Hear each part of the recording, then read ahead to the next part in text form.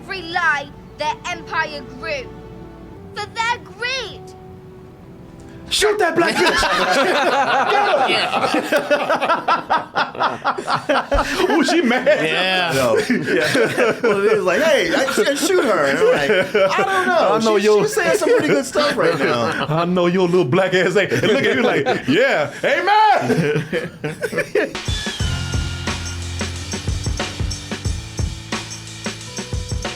I'll tell you about a movie that takes place during a long forgotten time. Actually, an alternate world, if you will. A time when black people sailed boats instead of being chained to them. And we have a little girl named Maisie here who stows away on such a ship with some of the best sea beast hunters of all the 7 seas. Because back at this time when the world was still uncharted in a lot of areas, monsters roamed the waters. Kaiju. Yeah, sure were. Big ass kaiju type creatures, man. And they hated those boats for some reason. In this neighborhood. Supposed to be around here. This little girl has the hopes and dreams of being like her dead parents who died being sea beast hunters. This movie is The Sea Beast.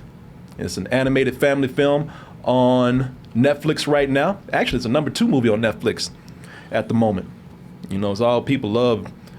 It's funny because you got a nice family film right here, but murder always trumps kids and family and whatnot. There's always some true life crime story that people are watching. Right. Yeah. Well, it was #3 on Friday, and it jumped up. Jumped up. That's good. So, hey, you know, maybe after this, after we talk about it, maybe it will be #1, unless it's shitty. Is it? And there's a reason why I want to talk about this in particular. You know, I don't talk about a whole lot of Netflix movies like we used to because we got a lot of stuff to talk about today. But this one caught my attention for a particular reason. Let's go ahead and take a look at the trailer for the She Beast, The Sea Beast. And I'm joining your crew. Oh, no, you ain't.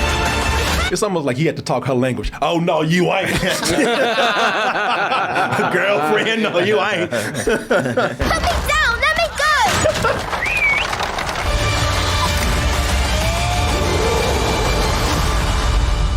I can only speak for myself right here because I don't want to jump the gun and act like I'm speaking for everyone in this room. But the reason why I wanted to talk about this is because I think that this is the movie that another movie should have been. Not the same genre, not even close to the same story. But there are certain things that this movie let me down on that I think I got from this film. Come right back to us. To infinity and beyond.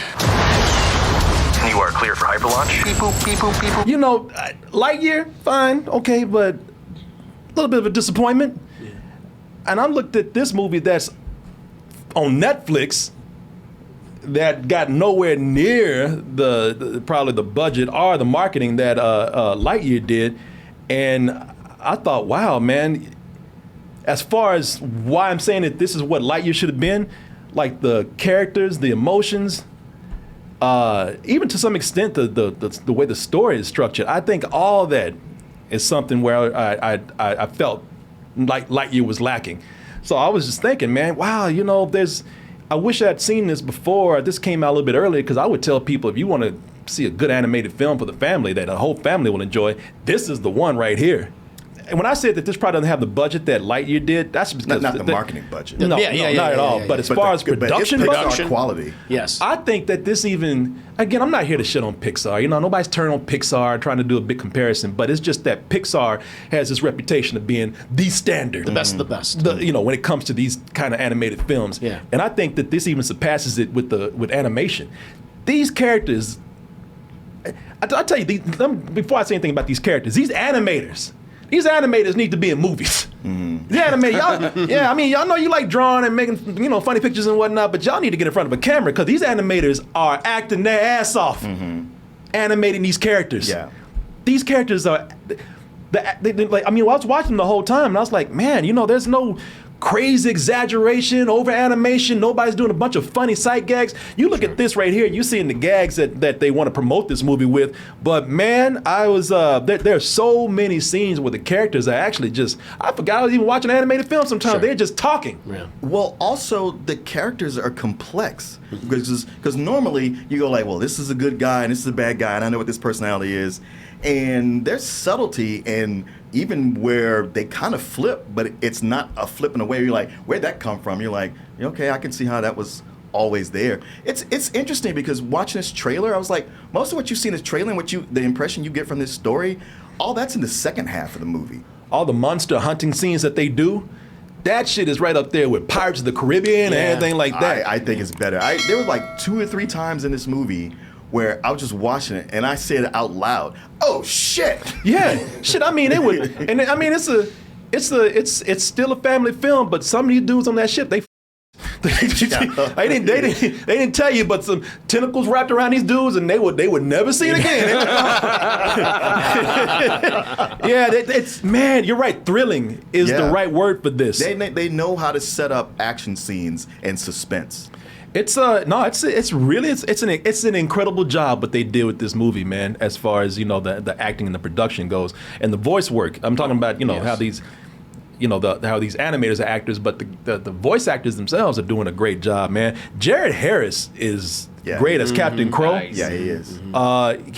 Because this is the kind of guy where he could have been just a big blustering, because he's got a big stature. He could have been a big blustering character in the film. He could have been a parody of all those types of captains. That's what it is. He could have been a Captain Hook or something. But man, that character is played so straight. Yeah.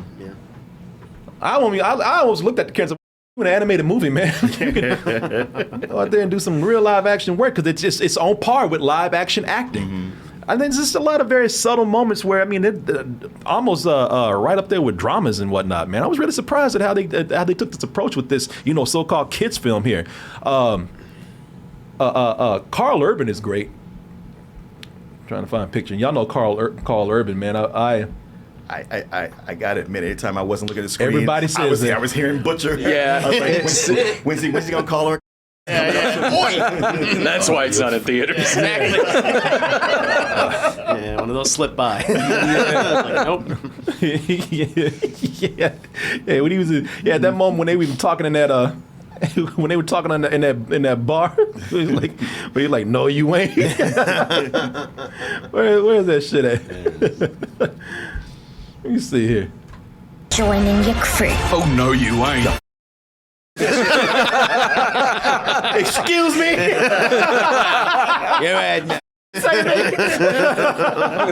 Yeah, Carl Urban is great. He does sound like Butcher the whole time. The whole time. He's a more polite Butcher. For the kids, for the children out there. I have to admit, it's like as you guys said, all these voices could have been parodies of typical Mariner stuff, but I was surprised how earnest they were about using that jargon, and it didn't feel like obnoxious, at all, and everyone felt realistic. And that little girl, she in particular, I thought she did a great job. Well, that cadence. I was worried about you when it came to her. Oh no! I listen. You know how you are about kids, especially when they don't want to listen. She's precocious, and she she does things that she probably shouldn't do. But at the same time, I loved her rapport with everybody. That was like, all right, you go ahead and be precocious. You be the little shit because you're so good at it. So she's not the girl from Dominion. No. Thank God, no. No, she's great though. She's a standout. Yeah, you goddamn right, Chris. This is what's been bugging me about a lot of things that I've seen, especially the Star Wars stuff lately. But they've been throwing kids in these movies and in these shows, and they've all been things to be saved, escorted, say cute stuff. And this girl right here, who's voiced wonderfully by this actress right here, Zaris Angel Hader. Look at she like, damn, I'm cute. Yeah, they knew what they were doing. She's not annoying. She's sassy, but the reason why she's not annoying is because she's more than a sidekick. She's a fully fleshed out character. She's competent. And she's competent. And the thing is, she's not treated as treated as somebody who's meant to be dragged around and saved. There's no moment she's screaming, "Hell, Butcher," or whatever the hell this guy's name is.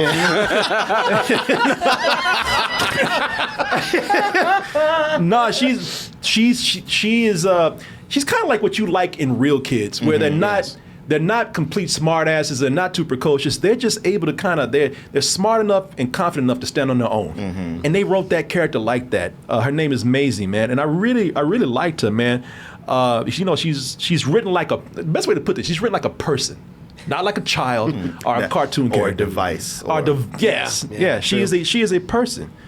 She's a child, but she's able to hold her own, man, and in a way that feels natural. Because some people, when you try to write kids who stand on their own, what they do, they make them smart asses. Yeah. And you just want to slap them a little. And not her. She's not annoying at all. Actually, she's very endearing. It was 2 times I even told her, "You tell him, girl." Said, don't you let him talk to you like that. And I really love it. It's not really a spoiler because you got to watch the movie to see where it goes. But I will tell you this. It's funny because she's so cool. At the end of the movie, she's the one that's laying down that knowledge, man. She's the one that she goes off on people at the end. "Oh, you ignorant out here. You know nothing." And those two. And these bitches over here.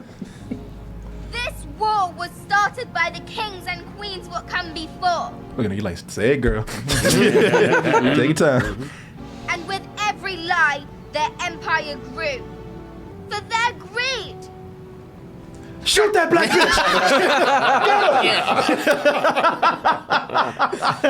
Oh, she mad. Yeah. No. Well, it was like, "Hey, shoot her." And I'm like, "I don't know. She's saying some pretty good stuff right now." I know your little black ass ain't. And look at you like, yeah, amen.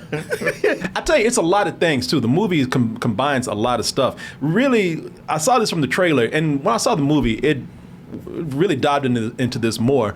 It's How to Train Your Dragon. Yes. Very much. Messages about DNA. Yeah, exactly. Messages about misunderstood creatures learning to get along. This has a lot of that in there.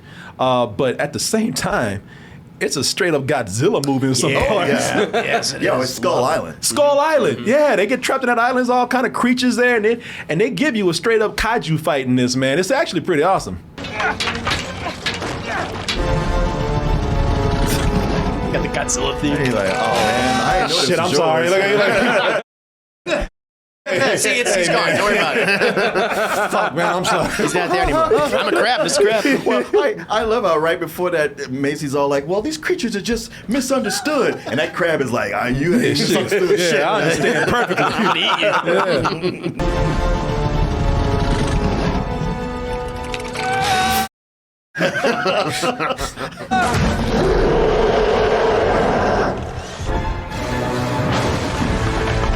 Where your ass going? Come on, man.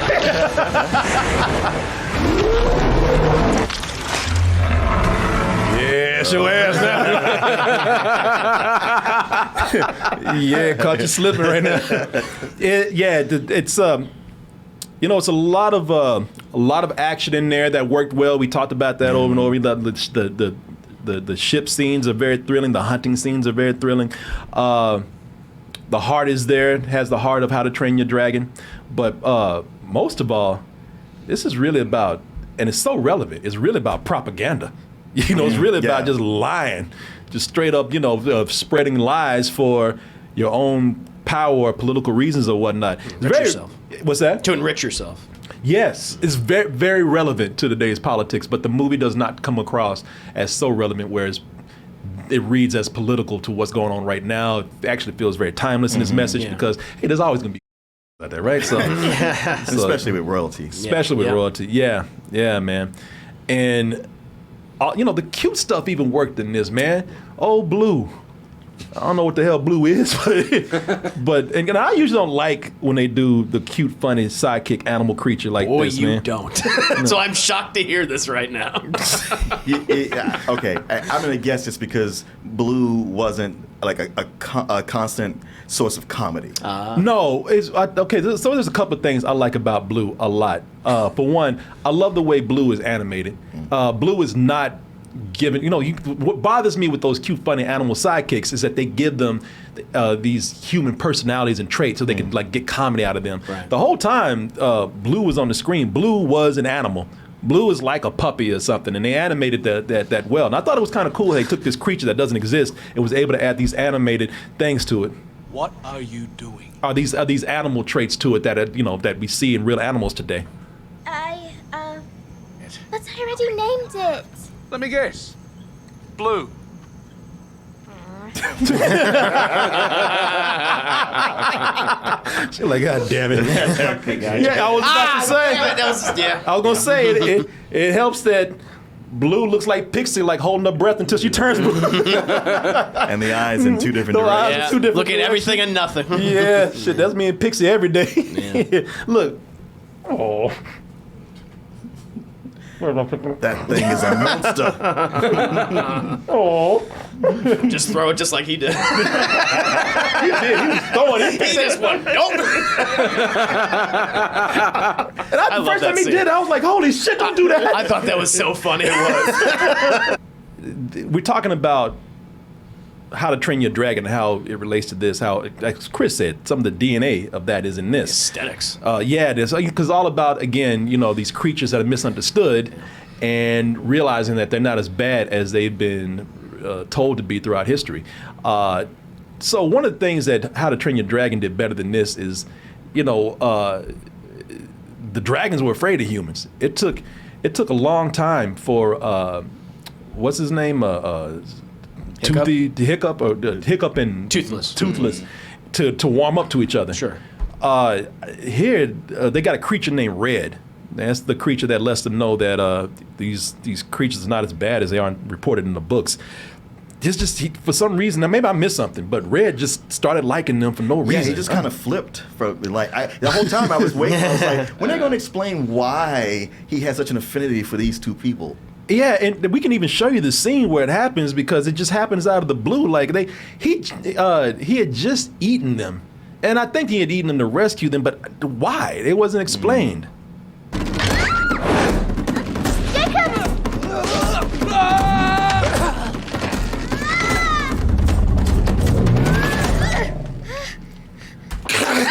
I was waiting for that. But previous to this scene, Red was being hunted. Mm-hmm. Well, again, I'm not doing the spoilers, but there is a scene where I think Red sees what little Maisie does on the boat, which then frees Red from captivity. And she's like, "Oh, I know you." Okay. All right. Okay. And they're clearly showing that this creature is just not like a dumb beast. It has like intelligence and emotions and things. And so Yeah. I mean, listen. had the wherewithal to recognize what was going on. I don't want to come and pick on the movie. I just don't think it was made very clear. But I mean, if that's what you say, then that's fine. That's what I thought that what was going on. I think some characters have a very quick change of heart. At the end. At the end. It's just 'cause they almost said like, all right, let's just get it done. Yeah. This thing is 2 hours, which is longer than it's supposed to be. So we gotta. It's almost like they said, hey man, we've been good. Y'all like the movie that we made so far. You don't need no more. There's a part in here where magic is introduced. It's only for like a second. I was like, we didn't even need that. I was wondering about that myself. I was like, because it seemed like everything was going, in a path, and then we stopped for the magic part, and there was supposed to be consequences from that, but I feel like it didn't follow through. Yeah. No. That character doesn't even come back. And somebody said Luke the boss. He says, it wasn't explained why Red turned around so quickly. Yeah. I just don't get it. For a movie that this is as good as this, I hate to say it. I just wish that, some parts just seem kind of glossed over, and the parts that we're talking about right now, with characters all of a sudden where they're really all about monster hunting, all of a sudden they're like, oh no, you talk some good shit. No, okay, I hear what you're saying. No, you've been doing this for years. Your whole life has been built around this. Defines one person making a speech, you're like, okay, I got to rethink my whole life now. Yeah. And somebody said it was poison, not magic, but it was. That's what I mean by just a second. Potion. It was an elixir. It was a potion, but it was presented like a bit of magic was introduced in there, and plus your boy's tattoo start moving around and everything, and it's like high in that shit. That lady was high as hell. She thought it was moving around. Fumes going on. Yeah. Okay, I'll take that. Cloris Leachman woman. That Cloris Leachman goblin. Around making potions. And plus things kind of wrapped up very tidy at the end, very tidy. I get though that this is somewhat of a fable also. So I mean, A sea yarn, if you will. see, that's the, all right. That's the kind of shit they didn't want to leave. That's what they were fighting against in this movie. I'm sorry. You're part of the problem. Yeah, your boy opened that book and he says, "Why they say yarn so much?" I don't do this. The reason why I'm bringing those things up is because I mean it was such an amazing film, and it was going to be a better than sex for me, up until a certain point where these small little issues came in that I just mentioned. I agree with you, man. This is not to say that Netflix. I mean, Netflix got money, and they make a lot of things that rival big budget films out there. And this film was probably produced to be on the big screen, but Netflix bought it first. Yeah, yeah. But I mean, I'm sorry I did not go to the big screen because now that we're back in the theaters, and I do see what people mean when stuff is up there, big. Those ship scenes should have been seen on the wide screen. But hey, yeah, I already tell you, full price for me. I really did enjoy it, and yeah, it gave me my fix, man. That I did not get from Lightyear. Sorry, Buzz. I don't mean to keep shitting on you, man. Everyone is. Give him a break. I know, man. Good. Everybody's taking their shots at him. I know. Because it must have a low advertising budget. Because you guys talking about it is the first I've heard of this movie. Yeah. Like it was, and I've got Netflix. We're on it all the time. Yeah. And it just, I never really saw any advertisements for this. That's why I want to talk about it. Yeah. Now watching you guys talk about it, like one, it definitely makes me want to see the movie, and two, does make me frustrated that I've seen bad animated movies in the theater, or at least disappointed ones that should have been on. Man, I wish you had been with us on Saturday, but I guess we can talk about it this week. Is that the one the one that I've got later this week, the animated dog movie? movie? We were yeah. Oh. Okay, I got that in a few days. Okay, yeah. I mean, we'll talk about it when it's time. You ain't gotta say nothing no more now. But it's just so like, why am I watching this here instead of at home? And this is the one where you're like, this is amazing. The work that went into it. Yeah, you're right with that. I was enjoying this so much that I was like, all right, you guys are doing just new things, and I love how it's really unpredictable. Please don't do the misunderstood monsters. No. And then in the second half, it goes right into that. And I was like, this has turned into How to Train Your Dragon. Yeah. And it's not enough for me to really knock it down, but it was just that, like, man, I'm up here with this, and like, okay, well now you're doing this, and it's too bad. I wish it could have stayed where it was for me. It's still it's a low full price for me. It's an amazing movie. Yeah. So much of this film could have been a parody of various other Mariner or pirate movies, as you said, Martin. But they treated the material seriously in a lot of cases, and they had people speaking in that jargon, and it didn't sound ridiculous. Like the voice acting, in this is really good. There's some other people we didn't even mention, like Dan Stevens in this. Half the cast of Downton Abbey is in this movie. Dan Stevens is in this? Dan Stevens. He plays the admiral. Which you don't even recognize. That asshole British dude. That The same character from the Harrison Ford dog movie. Yes, a little bit better in this case. But no, and that's what really surprised me was just how people. It didn't feel like they were just doing it for the sake of a joke. They brought enough depth to these characters into this world. I thought it was really interesting. I would give it a full price. Yeah. I mean, people are watching it because it's number 2 on Netflix. But I mean, if you haven't heard of it, like I said, I want to review this because I just didn't want to do a bunch of spoiler talks today. But I also was very curious about this because the animation was the thing that caught me before anything else. And then when I kind of read about it, I said, let me check this out, man. And I'm happy to have seen this, man. It really did just kind of put me in a good mood this morning. Well, I was happy when you texted to say this is what we're going to talk about, because Friday I turned Netflix on and it had like the whole screen was CDs. And I was like, oh, this looks interesting, like something I want to take a chance on. But I'm trying to watch this other stuff first, and then so when you say this is what we're going to do, I was happy to sit and watch it, and what a great surprise. Yeah, man. I mean, seriously, it put me in a good mood, man. It's just I think to just close this off, I think adults will enjoy this too. I mean, it's a lot of fun. I mean, they approach it in a very mature way. It's a family film, but they have mature ways of approaching a lot of these scenes that adults will actually find it surprising how well these characters are. So yeah, don't go watch it. Turn us off and go watch that. Downstairs, they're flipping the channel. Stop watching our show. We're watching these idiots right here.